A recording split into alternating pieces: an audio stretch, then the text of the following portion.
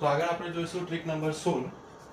જ્યારે સાબુના પરપોટાને વિદ્યુત ભારિત કરવામાં આવે ત્યારે સાબુના પરપોટાને ધન કે ઋણ વિદ્યુત ભાર આપો. સમાન વિદ્યુત ભારો વચ્ચે અપાકર્ષણ થવાના કારણે પરપોટાની ત્રિજ્યા હંમેશા વધે. એ યાદ રાખવાનું. શું થાય? પરપોટાની ત્રિજ્યા હંમેશા વધે. પરપોટાની અંદરનું વધારાનું હવાનું દબાણ ઘટે. ત્રિજ્યા વધે, દબાણ ઘટે. એક સાબુના પરપોટાને ઋણ વિદ્યુત ભાર -Q આપવામાં આવે છે.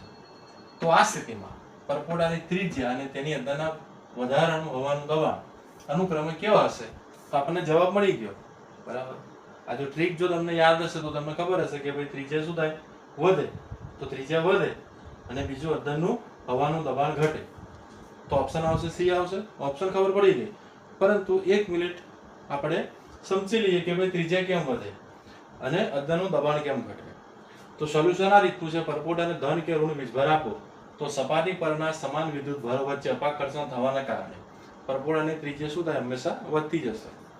ત્રિજ્યા અને પરપોટાની અંદરનું દબાણ એકબીજાના વ્યસ્ત પ્રમાણમાં હોય તો pressure P = 4 tension T / R આવશે.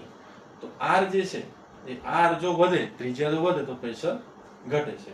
તો ત્રિજ્યા વધે તો દબાણ હંમેશા ઘટે. ઓકે. તો ત્રિજ્યા કેમ વધે જોઈ લઈએ. જ્યારે પૃષ્ઠ પર રહેલા બધા જ ઇલેક્ટ્રોન એકબીજાને અપાકર્ષણ બળ લગાડે તો કેન્દ્રથી બહારની તરફ લાગે એટલે કે ત્રિજ્યા વર્તી દિશામાં લાગશે. તો સ્થિત વિદ્યુત દબાણ કેટલું થાય? σ² / 2ε0 થશે. અને અંદરનું દબાણ કેમ ઘટે? તો કે ધોરણ 11 પરથી પરપોટાનું અંદરનું વધારાનું દબાણ એટલે કે જે પૃષ્ઠ તાણ મળ્યું T અને ત્રિજ્યા R, એની ફોર્મ્યુલા આપણે જોઈ લીધી અહીંયા. તો અહીંયા આપણે એવું કહી શકીએ કે ભાઈ પ્રેશર જે છે એ ઇન્વર્સલી પ્રોપોર્શનલ ટુ R છે. ઓકે. તો ત્રિજ્યા વધે તો પ્રેશર જે છે, દબાણ જે છે ઘટે.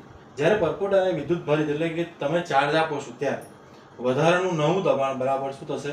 4T / R - σ² / 2ε0. Okay. Thank you.